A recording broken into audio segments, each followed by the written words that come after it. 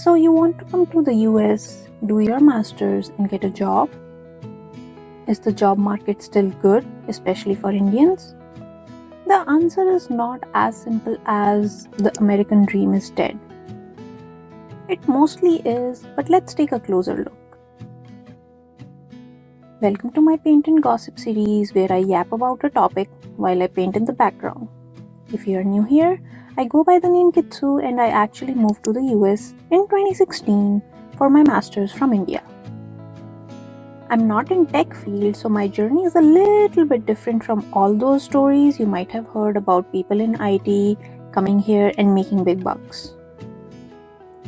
But also with all the new rules coming into effect, it's getting more and more confusing to make that decision. So let's do a deep dive into the usual path to immigration in the US and why it's so much more difficult in 2026 than 2016 to be an immigrant, especially as an Indian.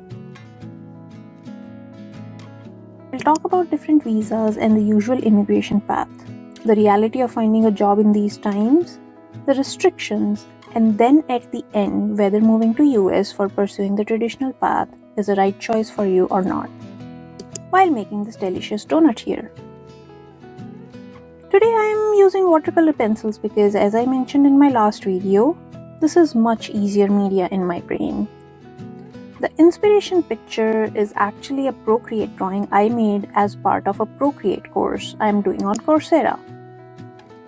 All the materials and course details are in the description. Okay, let's get into the general overview of the visas in the US related to the traditional path.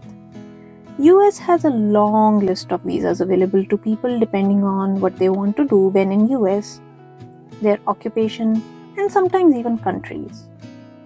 The traditional path starts with you coming to the US as a student on F1 visa. There are also J1 and F2, but not the scope of this video. Once you graduate or are near your graduation, you apply for something called F1 OPT work permit, which gives you a year of work authorization. You are still considered a student under practical training at this point.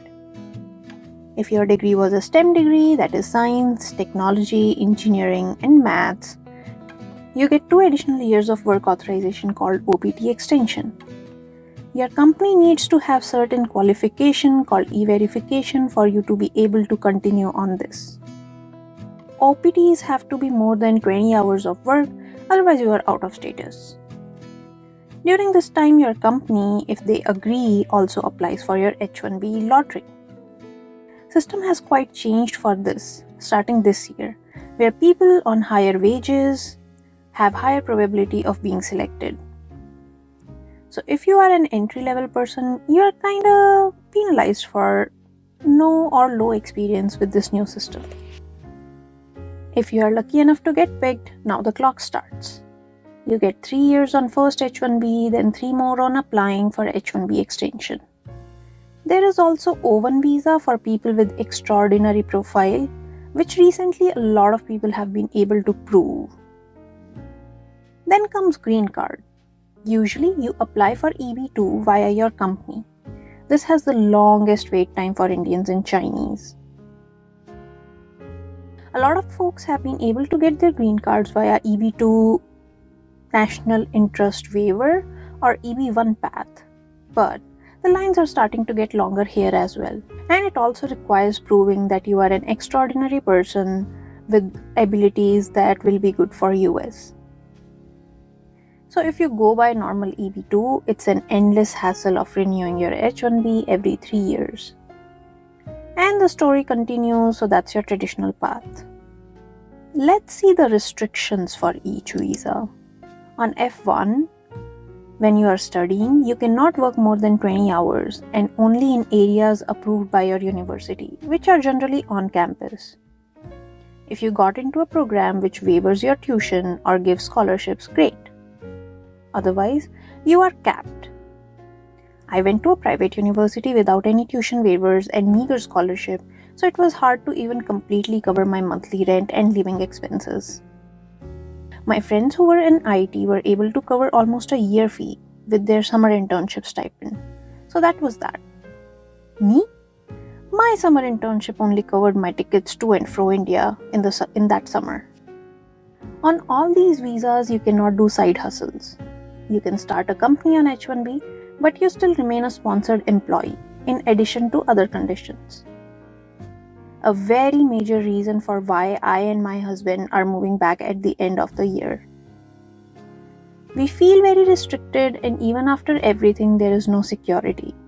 You get laid off, it's so very hard to find a sponsoring employee, and you get only 60 days for it, which adds so much stress in your life.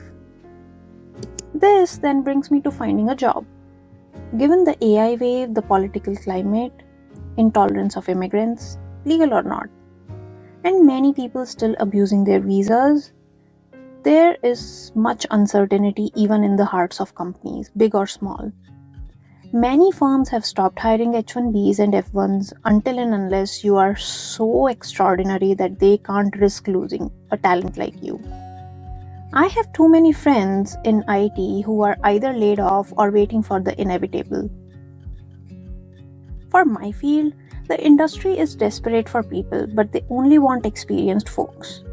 So students and early career professionals are finding it hard to get hired.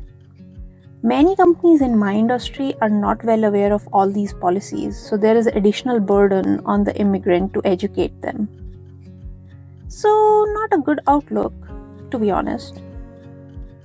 And any of these applications, whether initial visa or any extension, requires either you or your employer to pay anywhere between $400 to $10,000, which is added cost. All in all, people claiming that the American dream is dead are almost correct. Things have certainly become way more difficult and continue to become so as time passes. There are also optimists who are betting on AI wave to die down in 2-3 years and the demand for foreigners to increase. But are you willing to take the chances?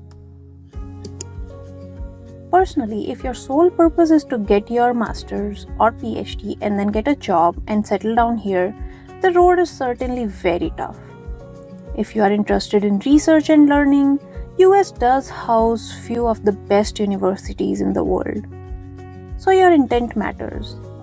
My and my husband's intention was to earn enough money to be financially independent, which hasn't truly panned out, but we think it's the right time to move back. I will expand on our decision-making process in some future video. I do hope people who are still planning to come to the US think their decision through. The people who are living the so-called American dream, their lives might look rosy, but the realities have changed quite a bit here. You only see or hear about very curated version of the immigrant life. Yes, the money is real. $1 is almost 100 rupees. But living in fear of your job and your life even is also quite real for many. You choose your own struggles. And now we are done with this donut.